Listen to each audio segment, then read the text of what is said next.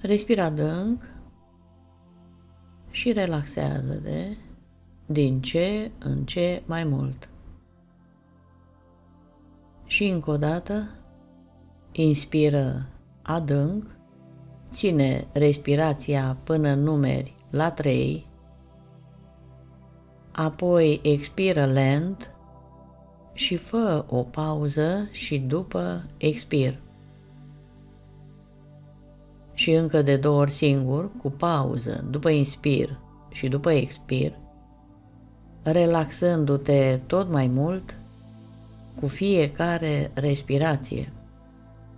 Și orice încordare, tensiune sau disconfort se diminuează treptat cu fiecare respirație tot mai mult, până când mai devreme sau mai târziu vor dispărea complet și te simți cu mult mai bine.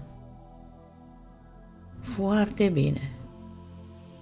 Și te invit acum să repeți în gând, după mine, următoarea rugăminte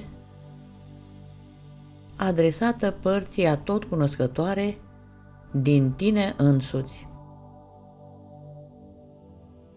Dragul meu spirit, minte supraconștientă, inteligență interioară sau sine superior, alege sintagma pe care o preferi, te rog să localizezi originea sentimentelor și gândurilor mele care mă împiedică să cred că merit să mă bucur de libertate financiară și de prosperitate, care mă fac să fiu plină de îndoială și să am o prețuire de sine redusă, care mă fac să mă simt neajutorat și lipsit de speranță, care mă fac să renunț la luptă, care mă împiedică să merg până la capăt cu curaj, știind că mă pot baza pe capacitățile și talentele mele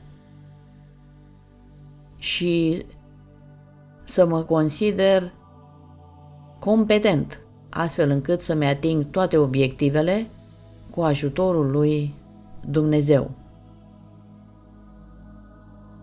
Triază toate nivelurile, straturile, zonele și aspectele ființei mele pentru a descoperi această origine. Apoi, analizează și rezolvă sentimentele și gândurile mele, astfel încât acestea să se armonizeze din nou cu adevărul lui Dumnezeu. Triază întregul meu trecut până la originele eternității și vindecă toate incidentele și toate consecințele lor care s-au datorat acestei origini a gândurilor și sentimentelor mele. Fă acest lucru în acord cu voința lui Dumnezeu, până când ajungi în momentul prezent și umple-mă cu lumina și cu adevărul divin, cu pacea și cu iubirea lui Dumnezeu, cu iertare față de mine însumi pentru percepțiile mele incorecte, cu iertare pentru celelalte persoane, locuri, circunstanțe și evenimente care au contribuit la apariția acestor sentimente și gânduri. Într-o stare de iertare și de iubire necondiționată, șterg acum vechile mele sentimente și gânduri din ADN-ul meu și mă eliberez astfel de ele. Accept transformarea tuturor problemelor mele, fizice, mentale, emoționale și spirituale, inclusiv a comportamentelor mele necorespunzătoare care s-au datorat acestor sentimente negative înregistrate în ADN-ul meu. Accept transformarea tuturor problemelor mele până la dizolvarea lor completă. Optez acum pentru convingerea că merit să mă bucur de libertate financiară și de prosperitate. Simt că merit să mă bucur de libertate financiară și de prosperitate. Merit să mă bucur de libertate financiară și de prosperitate. Optez pentru a-mi recunoaște propria valoare. Am încredere în mine însumi. Mă simt încrezător în capacitățile și în talentele mele. Îmi simt noblețea sufletească. Sunt un om foarte valoros. Sunt o persoană distinsă. Optez pentru a fi optimist, plin de entuziasm și de speranță. Optez pentru a fi puternic, tenace și ferm. Mă simt optimist, plin de entuziasm și de speranță. Mă simt puternic, tenace și ferm. Mă simt adecvat, capabil și competent. Simt că sunt foarte inventiv. Sunt optimist, plin de entuziasm și de speranță. Sunt puternic, tenace și ferm. Sunt adecvat, capabil și competent. Sunt foarte inventiv. Optez pentru a mă simți în siguranță, ghidat și călăuzit către tot ce este mai bun pentru mine.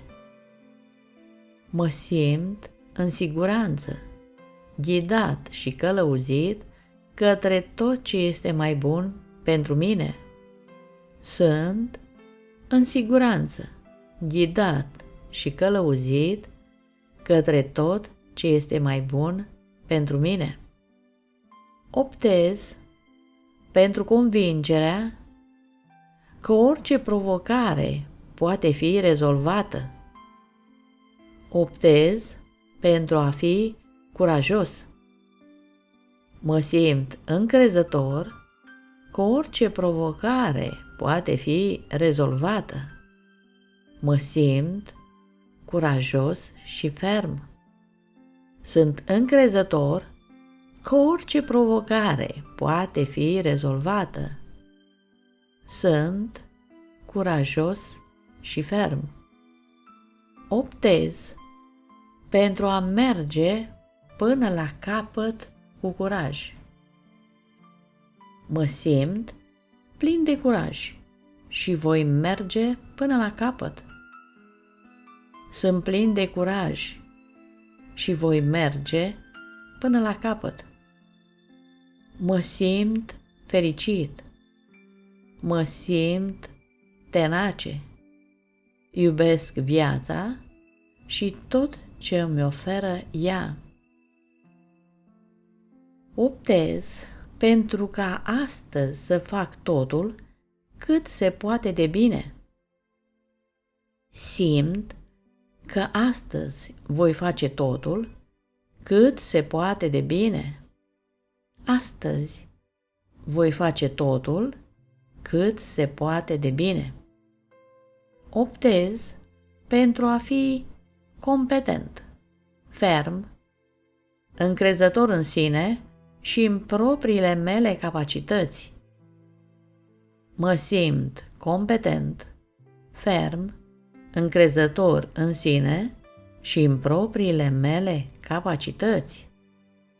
Sunt competent, ferm, încrezător în sine și în propriile mele capacități. Optez pentru a reuși în toate demersurile mele cu ajutorul lui Dumnezeu. Simt că voi reuși în toate demersurile mele cu ajutorul lui Dumnezeu. Reușesc în toate demersurile mele cu ajutorul lui Dumnezeu. Așa să fie, m-am vindecat. Am realizat ceea ce mi-am propus. Îți mulțumesc ție, dragul meu spirit, pentru că mi-ai venit în ajutor și pentru că m-ai ajutat să ating măsura plenară a potențialului meu. Îți mulțumesc, îți mulțumesc, îți mulțumesc. Te iubesc și mă închin în fața lui Dumnezeu, de la care vin toate binecuvântările. Mulțumesc, te iubesc. Mulțumesc, te iubesc. Mulțumesc, te iubesc.